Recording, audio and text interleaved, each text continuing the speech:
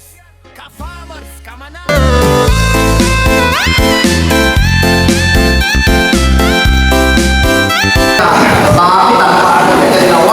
CNG Department of Agriculture. So sa Department of Agriculture, samantalang nung gumamit na si drone direct city, binilang ko sa population density. Ayan po, papayan, karasayan, kasi no, sige na, pati nga, karasayan, umabot ko na 513 na dealer, captive dealer. Kasi kailangan natin kakabsat hindi, direct city, kailangan natin 400 to 500 productive dealer. Napakangapit ito kasi ito 10 hectares. Kailangan natin bawat buon, di ba guys? Kailangan natin bumuo 100 to 120 at least. Good morning, mga farmers yantes, ka-farmers, kamanalon, kamagsasaka, kamag-uma. Ito ang tunay na bida ng bayan. Magtanim ng may puso, utak, deskarte, sipag at tiyaga. Reggae vibes para sa lahat ng lumalaban sa bukid. Putspat, dalhin mo araw-araw sa bukid at sa buhay. Tuloy-tuloy lang. Good vibes farming, taas noo mga idol. Farmer scientist, astig at solid. O putspat, sama-sama tayo. Sipag at yaga, aangat ang kabuhayo. Mula umaga hanggang paglubog ng araw, mga magsasaka saludo kaming tunay.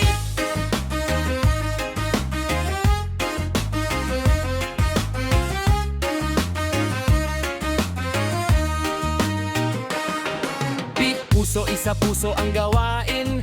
Pagmamahal sa lupa di dapat bitin.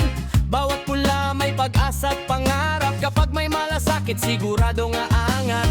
Uutak, gamitin ng mahusay. Mag-isip ng tama para mas tumibay. Bagong paraan, bagong kaalaman para sa mas malaking produksyon ng bayan. Hindi basta trabaho, ito'y misyon. Pagkain nasa mesa galing sa inyong aksyon. Kaya taas kamay. Morning mga ka-farmers, kamanalon, kamagsasaka.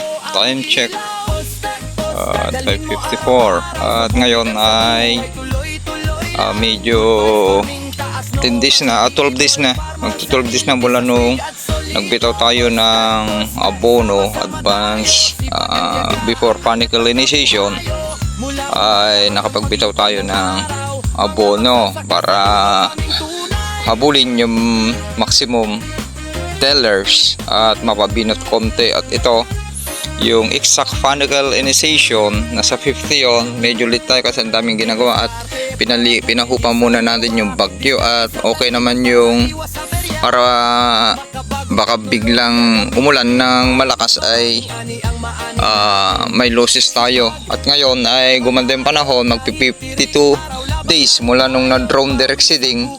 Ito yung palay po natin na jackpot 102 ng Leeds Agri Company. Yan ay drone direct seeding ng LGU at Project Atlas ng LGU at di Malig Isabela, kasama ang di Region 2. Nakamonitor si Sir Elmer Mabuti, ay nakapag-decide tayo na ibitaw ngayong araw, pero pahupain muna natin mga alas 10. Tanggalin muna yung hamog, di tayo nagbibitaw ng abono, lalo sa malalaki na yung palay na pwede na kaya ng saluhin yung nitrogen ay masusugatan or yung potassium, may burn effect para iwas burn effect.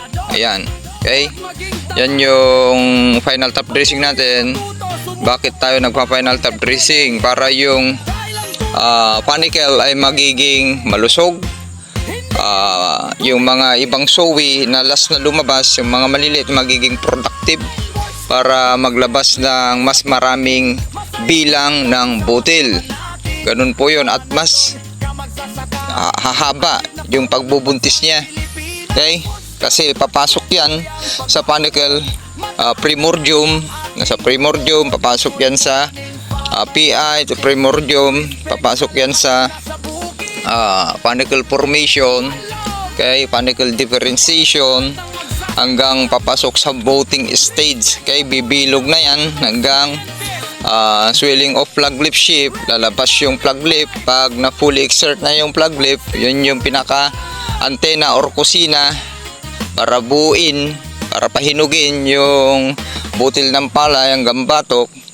At pag lumabas yung plug lip sheath, susunod naman yan na bibitak at lalabas yung panicle. Kaya yun yung magiging panicle formation naman na.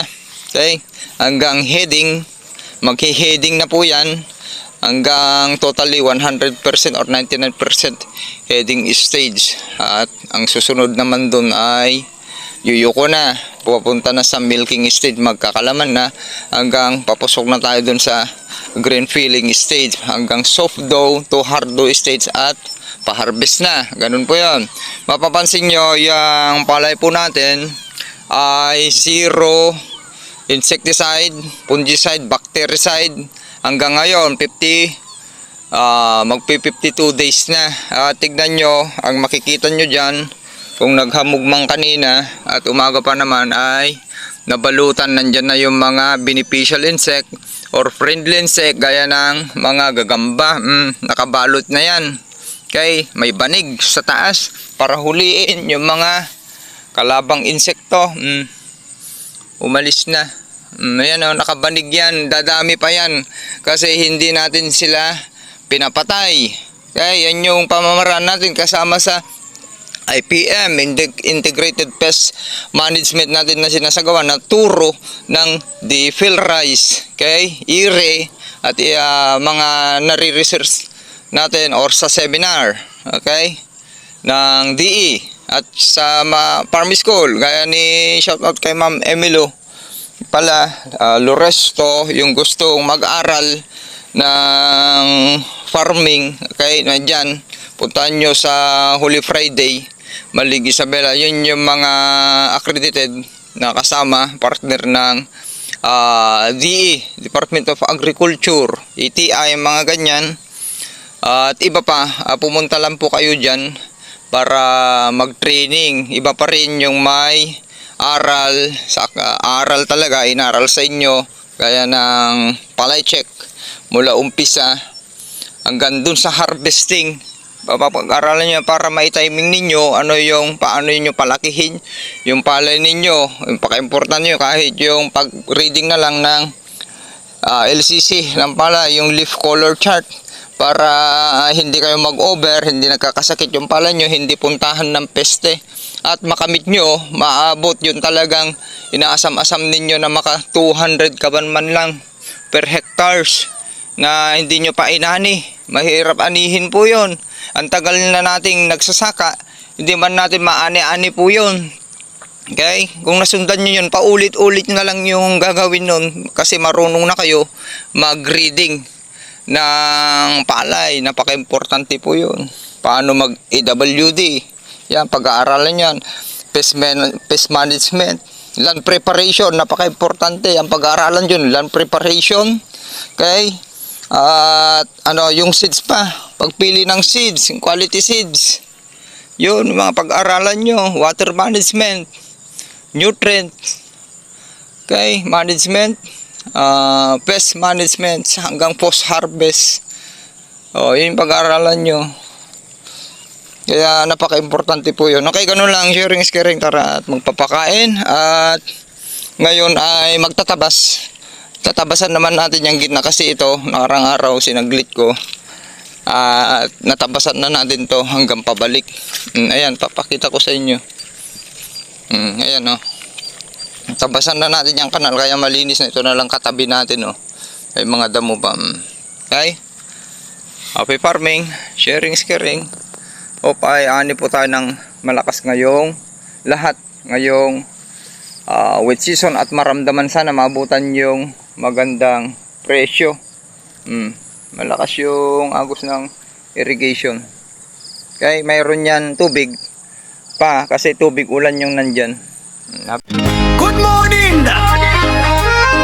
Mga farmers yantes, ka-farmers, ka-manalon, ka-magsasaka, ka-mag-uma! Ito ang tunay na bida ng bayan. Magtanim ng may puso, utak, diskarte, sipag at tiyaga! Reggae vibes para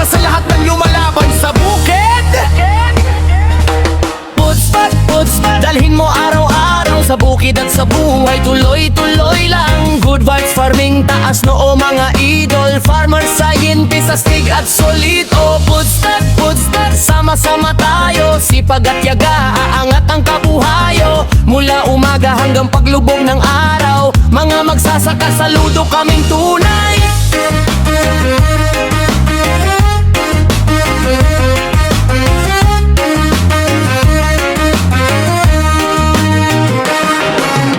Puso isa puso ang gawain, pagmamahal sa lupa di dapat bitin. Bawat pula may pag-asa at pangarap, kapag may malasakit sigurado nga angat. Uutag, gamitin ng mahusay, mag-isip ng tama para mas tumibay. Bagong paraan, bagong kaalaman, para sa mas malaking produksyon ng bayan. Hindi basta trabaho, ito'y misyon, pagkaing nasa mesa galing sa inyong aksyon. Kaya taas kamay, sabay-sabay sigaw, mga magsasaka kayo ang ilaw. Poste, dalhin mo araw-araw sa bukid at sa buhay, tuloy-tuloy lang. Good vibes farming, taas noo mga idol, farmer, scientist, astig at solido. Poste, sama-sama tayo, sipag at yaga, ang angat ang kabuhayo. Mula umaga hanggang paglubog ng araw, mga magsasaka saludo kaming tunay.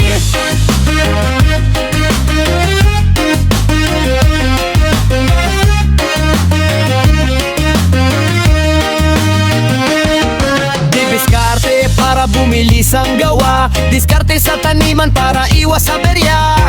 Makabagong teknolohiya gamitin para mas maraming ani ang maani natin.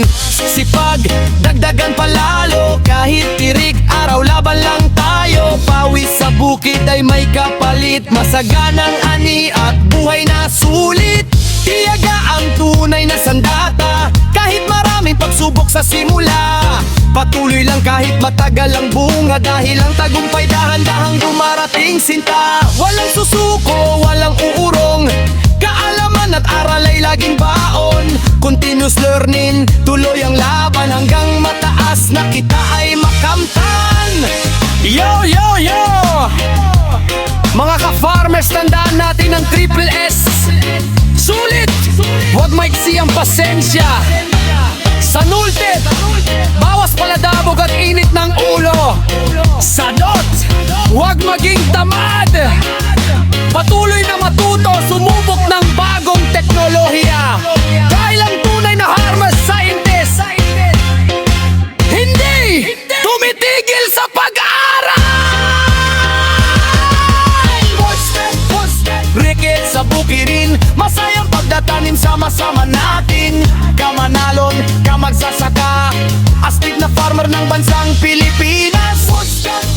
Tuloy ang pagbangon, mataas na ani ang ating tugon. Good morning farmer scientist, respect sa lahat ng nasa bukid.